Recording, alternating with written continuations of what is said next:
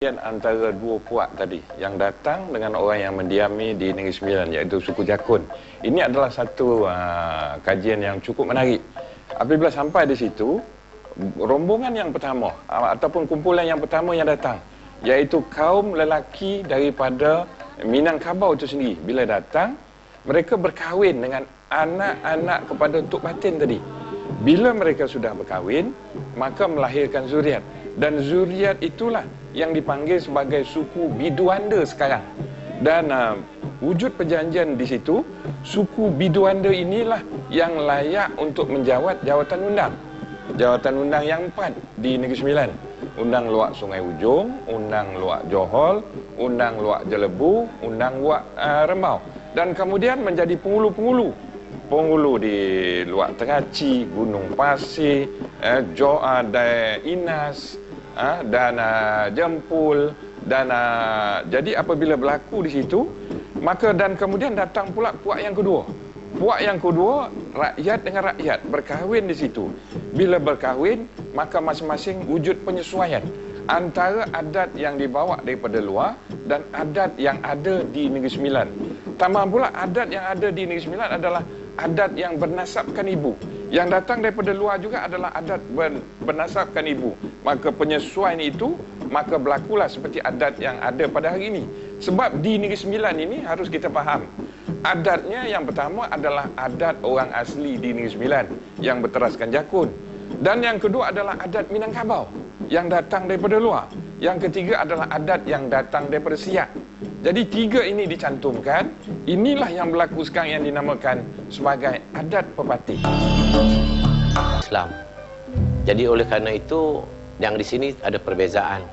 Tetapi oleh kerana banyak persamaan, maka berlakulah kerjasama di antara kedua-dua pihak yang erat. Kalau kita perhatikan sampai sekarang, di dalam sistem pemilihan undang, masih ada kerjasama daripada orang asli. Walaupun yang memilih orang Melayu yang mengamalkan adat pepatih di luar, tetapi diwajibkan disertai oleh pemimpin orang asli, iaitu Datuk Batin. Di sini menandakan bahawa kerjasama yang erat itu berterusan sehingga zaman moden ini.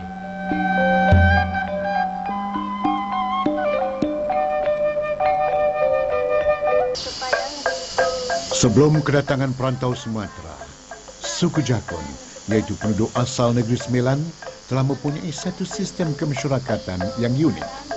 Mereka mempunyai sistem kepimpinan politik dengan batin di puncaknya.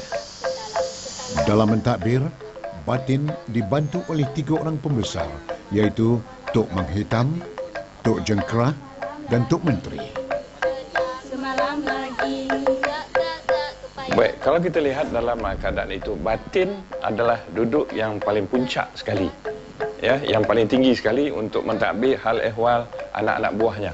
Dan kemudian diikuti oleh susunan-susunan yang berikutnya, seperti yang kalau kita lihat di situ, Tok Menghitam misalnya. Tok Menghitam ini peranannya adalah untuk memutuskan segala hal yang ada kaitan dengan anak buahnya. Kalau boleh diibaratkan sebagai hakim. Dan kemudian Tok Jengkerah pula, ini adalah untuk mentadbir, menguruskan segala hal yang ada kaitan dengan anak-anak buah. Tok Menteri pula ialah orang yang membantu Tok Batin itu sendiri. Dan kalau kita lihat hierarki itu adalah hierarki yang hampir sama seperti apa yang berlaku dalam adat pepatih itu sendiri. Dari segi sistem sosial, suku Jakun mengamalkan sistem yang dikenali sebagai adat benar. Adat benar mempunyai ciri-ciri yang membuktikan bahawa dari segi ideologi ialah sistem nasab ibu atau sistem matrilineal, iaitu keturunan dikira daripada keturunan sebelah ibu. Baik, kalau kita lihat dalam keadaan itu, yang sebenarnya adat benar ni ianya datang daripada pepatah ataupun kata-kata adat, apa yang dipanggil sebagai ibu adat adalah muafakat, bapa adat adalah benar.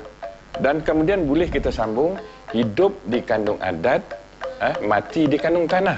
Itu kalau yang ada kaitan dengan adat benar yang diamalkan oleh suku asli di Negeri Sembilan. Kalau kita lihat dalam adat pepatih, dia ada persambungannya. adat berseni hukum, hukum berseni syarak. Jadi makna ending dalam adat pepatih itu ialah dalam konteks Islam. Kalau asli tadi, dia tidak sampai ke konteks Islam tadi sendiri. Ya, jadi kalau kita lihat di situ, adat benar ini adalah adat yang berteraskan kepada alam terkembang yang dijadikan sebagai guru. Penakik pisau siraut, ambil galah batang lintabung, selodang jadikan niu, nang setitik jadikan laut, nang sekepal jadikan gunung, alam terkembang jadikan guru. Jadi adat jakun tadi melihat apa saja yang ada di alam sekeliling tadi, kalau dianggap perkara itu benar, dan itulah yang akan diamalkan. Berbanding dengan adat pepatih tadi, yang berteraskan sedikit adat benar dan dicampurkan dengan Islam yang tidak lari daripada hukum-hukum syarak. Para perantau Sumatera, yaitu dari Siak dan Minangkabau, mengamalkan sistem nasab ibu sama seperti kaum Jakun. Dengan demikian, antara orang tempatan asal iaitu orang Jakun dan para perantau terdapat satu elemen kemasyarakatan yang sama. Kedua-dua kelompok mencuraikan keturunan melalui nasab ibu.